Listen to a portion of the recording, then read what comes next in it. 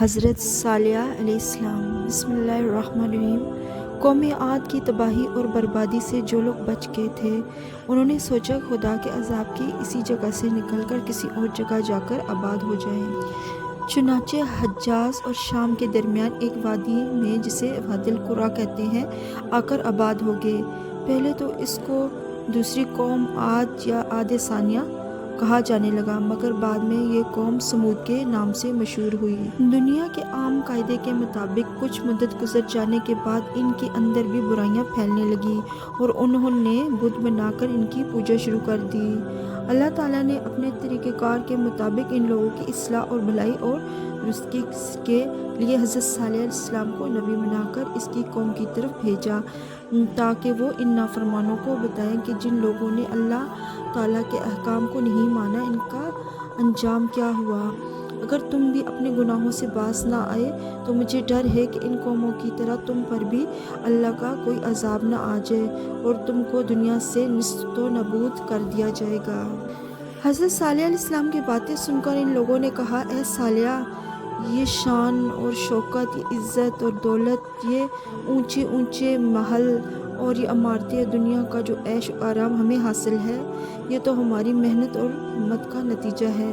اگر یہ چیزیں اور دولت تیرے خدا کی طرف سے ملتی تو ان لوگوں کو ملنی چاہیے تھی جو تجھ کو نبی مانتے ہیں اور تیرے ایک رب کی عبادت کرتے ہیں، لیکن ہم تو یہ دیکھ رہے ہیں کہ تیرے ساتھی غریب، ذلیل، نکارہ لوگ ہیں۔ اس دنیا میں ان کی کیا قدر ہے؟ ہم تو سمجھتے ہیں تو جس راستے پر ہم کو چلانا چاہتا ہے وہ صحیح راستہ نہیں۔ کیا تو چاہتا ہے کہ تیرے ساتھ لگ کر ہم بھی تیرے ساتھیوں کی طرح غریب اور ذلیل ہو جائیں؟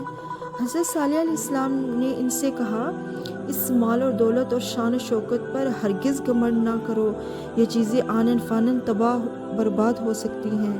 تم کو جو کچھ ملا ہے میرے خدا ہی کا دیا ہوا ہے، تم کو چاہیے کہ تم شریف اور نیک انسان بنو، رب کی عبادت کرو اور اس کا شکر ادا کرو۔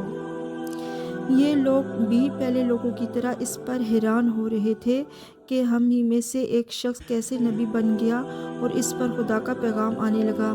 خدا کا کوئی نبی یا رسول بنانا ہی تھا تو وہ قوم کے کسی رئیس اور بڑے آدمی کو نبی بناتا جو اپنی طاقت کے زور پر ہم سے اپنا حکم منوا لیتا۔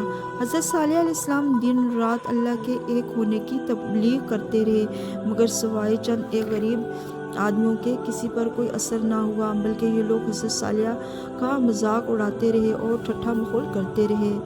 روز روز کی سرکھپائی کے رویے سے حضرت صالح علیہ السلام بڑے پریشان ہوئے۔ وہ اللہ سے دعائیں کیا کرتے تھے کہ ان کی قوم راہ ہدایت پر آ جائے۔ ایک روز سمود کی ساری قوم نے جمع ہو کر یہ فیصلہ کیا کہ حضرت صالح علیہ السلام سے کہا جائے کہ اگر وہ واقعی خدا کا نبی ہے تو ہمیں کوئی معجزہ دکھائے تاکہ ہمیں یقین ہو جائے کہ واقعی وہ اللہ کا نبی ہے۔ کافروں کے اس سوال پر حضرت صالح علیہ السلام نے پوچھا کہ کیا تم معجزہ دیکھنا چاہتے ہو؟ کافروں نے کہا، ہاں، ہم چاہتے ہیں کہ اس پہاڑ سے اونٹنی پیدا ہو۔ حضرت صالح علیہ السلام نے اپنے رب سے دعا کی جو قبول ہوئی اور ان کافروں کے سامنے پہاڑ پھٹا اور ایک اونٹنی اپنے بچے کے ساتھ پہاڑ سے نکلی۔ قرآن نے اس کو خدا کی اونٹنی کہا۔ اللہ نے اپنے نبی کے ذریعے ان کافروں کو یہ معجزہ بھی دکھایا، لیکن پھر بھی ان پر کوئی اثر نہ ہوا اور وہ اپنے برے کاموں میں مشغول رہے۔ حضرت صالح علیہ السلام نے ان کو نصیحت کی، اب تمہاری خیریت اسی میں ہے کہ تم اس اونٹنی کو کوئی نقصان نہ پہنچاؤ، یہ آزادی سے جہاں چاہے چرے پھرے۔ ایک بات اور سن لو، ایک دن چشمے سے یہ اونٹنی پانی پیے گی اور دوسرے روز تم اور تمہارے جانور پانی پیا کریں گے، اس میں کوئی فرق نہ آئے۔ اونٹنی کے اس معجزے سے پہلے تو ان لوگوں کو بڑا حیران کر دیا اور انہیں حضرت صالح علیہ السلام کے کہنے پر اس سے کھلی چھٹی دے دی، لیکن آہستہ آہستہ ان کے دل میں برائی کا جو بیج موجود تھا وہ بڑھنے لگا اور وہ سوچنے لگے کہ یہ اونٹنی تو ہماری کھیت چر جاتی ہے، ایک دن یہ چشمے کا پانی پی جاتی ہے اور ہم اور ہمارے جانور پانی سے محروم رہتے ہیں۔ انہوں نے فیصلہ کیا کہ اس اونٹنی کو ہی کیوں نہ ختم کر دیا جائے۔ چنانچہ کچھ نوجوانوں نے مل کر اس اونٹنی کو ہلاک کر دیا۔ جب حضرت صالح علیہ السلام کو یہ خبر ملی تو انہوں نے بڑا رنج ہوا، آنکھوں میں آنسو آ گئے۔ آپ نے ان لوگوں کو جمع کر کے کہا، تم نے اچھا نہیں کیا، اب تم خدا کے عذاب کا انتظار کرو جو تم سب کو 3 دن میں تباہ و برباد کر دے گا۔